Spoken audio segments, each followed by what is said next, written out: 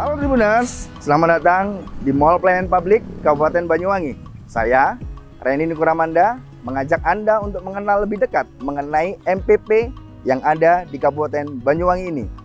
Saat ini, MPP Banyuwangi memiliki 30 unit layanan yang terdiri dari 12 OPD dan 18 non-OPD. Dan saat ini mampu melayani sekitar 1.200 pengunjung.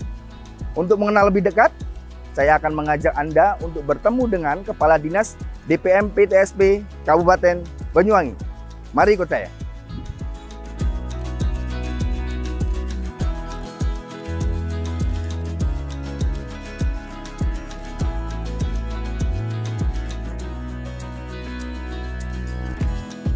Untuk terlaksananya dan penyelenggaraan Mall Pelayanan Publik Kabupaten Banyuwangi itu berawal dari kesempatan yang diberikan kepada Bupati Banyuwangi di periode 2010-2021, Pak Abdullah Asfar Anas, yang diberi kesempatan untuk berkunjung studi banding ke kota negara Azerbaijan.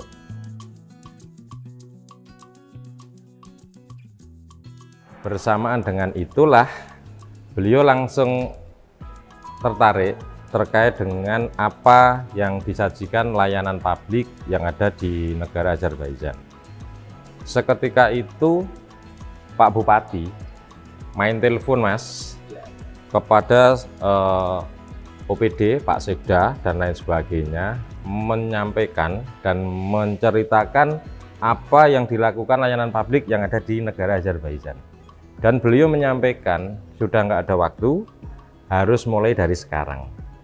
Jadi dipandu langsung dari negara Azerbaijan, Banyuwangi, sinergi, berjibaku, semuanya istilahnya keroyokan mewujudkan itu. Hampir siang malam dipandu by telepon, menyampaikan dan mempersiapkan terkait dengan penyelenggaraan MPP Banyuwangi. Bersamaan itu beliau kundur, tepat dicek, akhirnya tepat di tanggal 6 Oktober tahun 2017 MPP Kabupaten Banyuwangi ini di launching.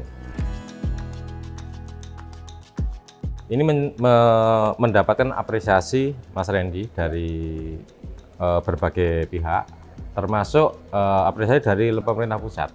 Nah, makanya sejak itulah MPP ini dinobatkan menjadi mall pelayanan publik pertama di Indonesia.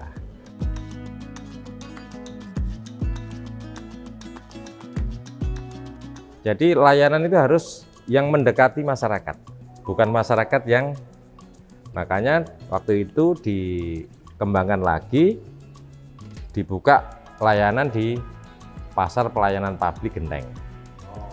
Dan itu diresmikan di tanggal 25 April tahun 2019 oleh Bupati Banyuwangi saat itu Pak Anas bersama Pak Mendagri, Pak Cahyokumolo. Karena waktu itu bertepatan dengan Hari Jadi Otonomi Daerah dan kebetulan diselenggarakan di Kabupaten Banyuwangi. Itu pun belum cukup di situ. Akhirnya dalam tahun yang sama Pak Anas menyampaikan lagi, akhirnya berlanjut dan dibukalah P3 Rego Jambi di Pasar Rego Jambi sama, dan diresmikan oleh Pak Anas waktu itu tepat di tanggal 19 Desember tahun 2025. Jadi filosofinya dulu mengapa yang dipilih itu di pasar tradisional itu sama, Pak Anas waktu itu sederhana kok. Kalau di Pasar Genteng Rego Jambi itu kan di situ sebetulnya pasar itu bukanya sudah tengah malam Mas, jam 12 malam udah buka gitu loh. Nah makanya tempat layanan itu didekatkan ke situ. Secara sederhananya ini memberikan fasilitas bagi pelaku pasar khususnya itu sambil jualan sambil bisa ngurus.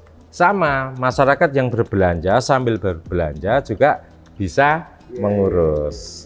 Akan tetapi secara garis besarnya itu juga wilayah sekitar, mulai Genteng, terus di Glenmore, Kalibaru, itu lebih dekat ke Genteng. Sama yang di Rego Jambi juga sebenarnya sama. Kalau lainnya sama, cuman jumlahnya berbeda karena memang di situ tempatnya tidak seluas yang ada di MPP Induk. Jadi di Genteng itu cuman ada 4 layanan dan 4 OPD. Di antaranya di Spenduk, di Senaker, Bapenda, dan PTSP itu sendiri. Sedangkan yang di pasar pelayanan tradisional di Rogo Jampi itu baru 2 unit layanan. Dan meskipun di sana cuma ada 4 dan 2, Mas, sebetulnya kita sudah berprogres juga. Setelah MPP digital, kita juga berikan layanan dalam bentuk antrian online. Dan antrian online ini sudah terintegrasi antara yang di P3 Genteng, P3 Rogo Jampi, juga MPP Induk Kabupaten. Sebenarnya targetnya sih antrian online kita lebih memberikan kemudahan bagi masyarakat yang butuh layanan.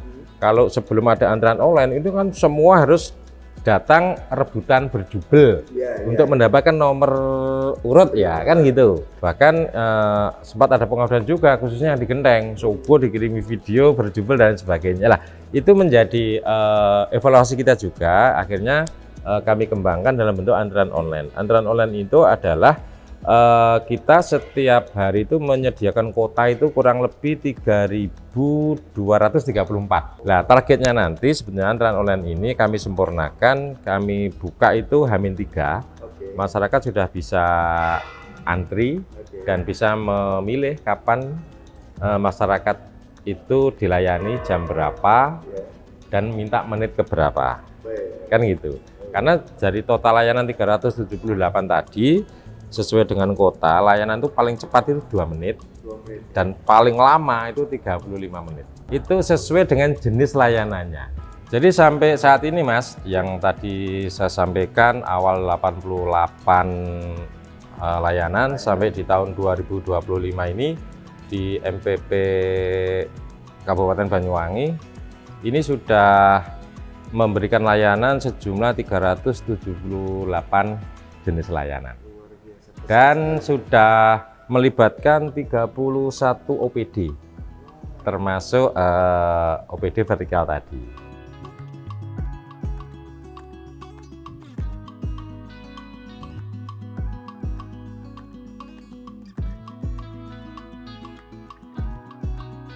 Jadi yang vertikal itu yang khusus di MPP Induk, Mas. Jadi MPP Induk yang awal kami jelaskan sekarang sampai ini ada 31 OPD terlibat, 13 naungan Pemda dan sisanya itu vertikal. Di antaranya layanan dari Kapolresta, Kejaksaan, Pengadilan Negeri, Pudam, Bank Jatim, Imigrasi, BPOM, Taspen, apalagi ya, pokoknya 13 Pemda, sisanya vertikal. Nah, ini semua sudah bisa memberikan layanan yang ada di MPP Kabupaten Banyuwangi.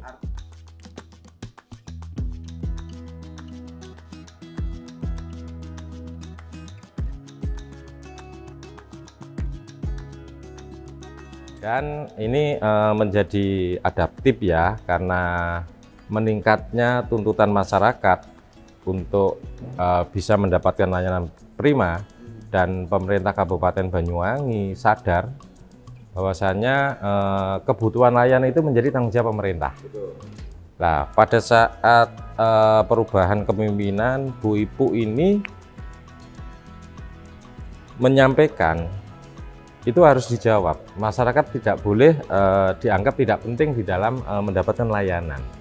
Jadi masuk di tahun 2022 kami diperintahkan untuk berinovasi. Nah, makanya dari itu semua, dan kami sadar atas keterbatasan ya, mulai dari anggaran, keterbatasan sumber daya manusia khususnya. Dari arahan Ibu Bupati, kami mulai menggagas layanan dalam bentuk digitalisasi.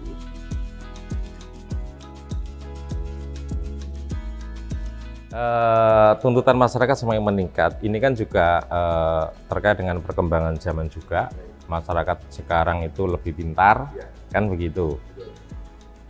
Meskipun kami sudah memberikan layanan terbaik menurut ukuran kami, tuntutan masyarakat masih tinggi, masih butuh layanan yang lebih cepat, lebih murah, lebih tepat, dan semua terukur, maka tantangan itu kami jawab sesuai dengan arahan Ibu Bupati, Bu-Ibu, itu dengan layanan berbasis digital.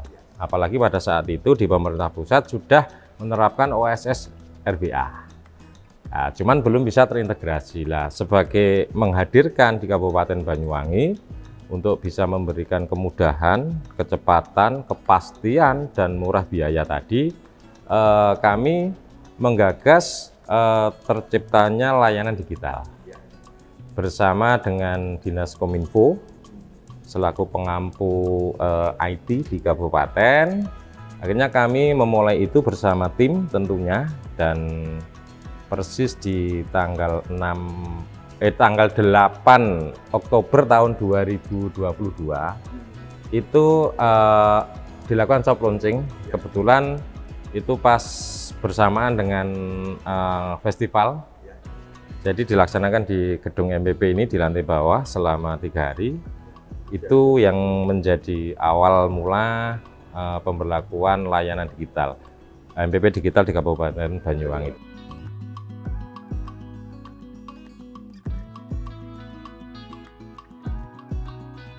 Ini aplikasi digital layanan publik ini bisa dipakai secara nasional.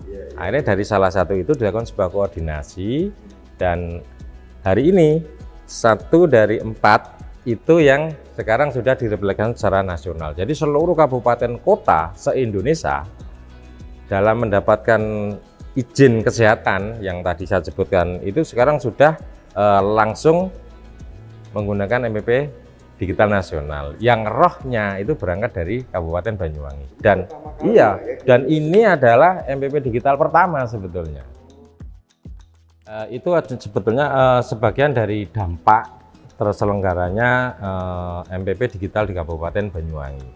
Jadi kita bisa meminimalisir anggaran, dan ini terbukti di Kabupaten Banyuwangi.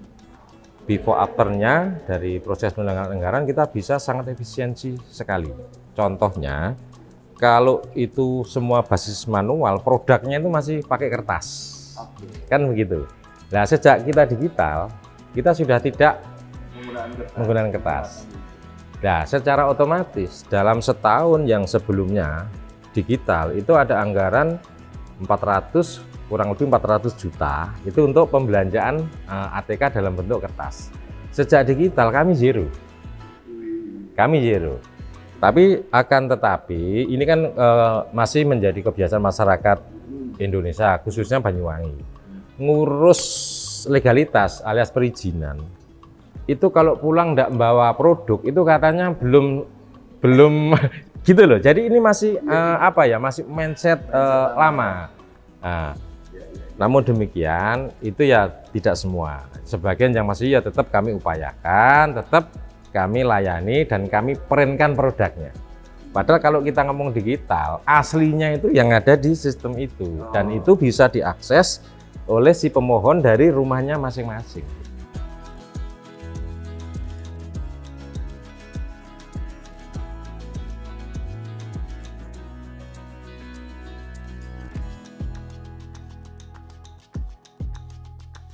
Pemerintah Kabupaten Banyuwangi melalui DPMP-TSP kebetulan ini kan sebagai OPD pengampu terkait dengan asetnya MPP dan bertanggung jawab penuh atas terselenggaranya layanan publik. Dalam mengelola, kami tidak sendiri, kami melibatkan beberapa OPD yang terlibat. Kami sering melakukan sebuah monitoring. Dari situlah kami bisa menyimpulkan hambatan-hambatan apa yang terjadi, dan itu harus direspon cepat. Nah, kita selalu lakukan koordinasi bersama dengan OPD pengampu. Nah, tentunya ini semua atas saran Bupati Banyuwangi. Karena gini, Bupati itu kan di ini masyarakat, jadi ada gini langsung WA sama beliau langsung. Meskipun di PMK Banyuwangi sudah membuka bentuk-bentuk layanan pengaduan mulai dari nomor SMS, WhatsApp dan sebagainya. Nah, tapi respon cepatnya ini justru dari pimpinan. Kalau pimpinan gitu udah dan lain sebagainya, dan menghasilkan ya produk-produk yang memang mendekati harapan masyarakat itu sendiri.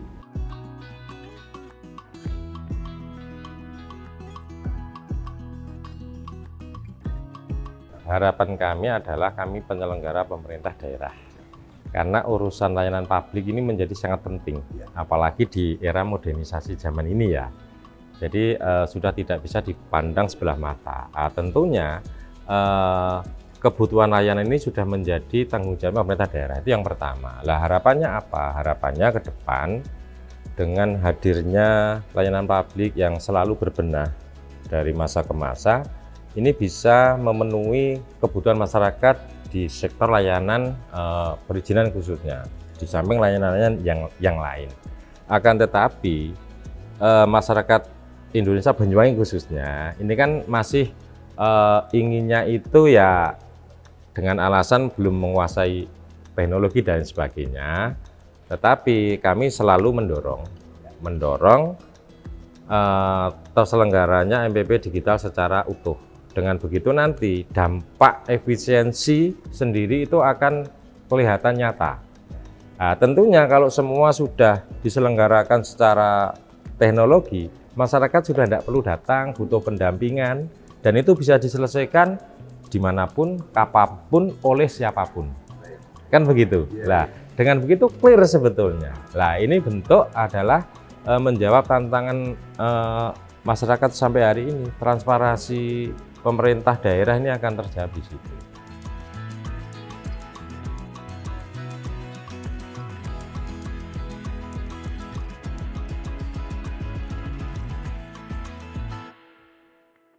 Baik Tribuners, sekian obrolan saya dengan Kepala DPMP TSP Kabupaten Banyuwangi mengenai Mall Pelayanan Publik di Kabupaten Banyuwangi. Sampai jumpa di lain kesempatan. Saya, Randy Nukuramanda, pamit. Assalamualaikum warahmatullahi wabarakatuh.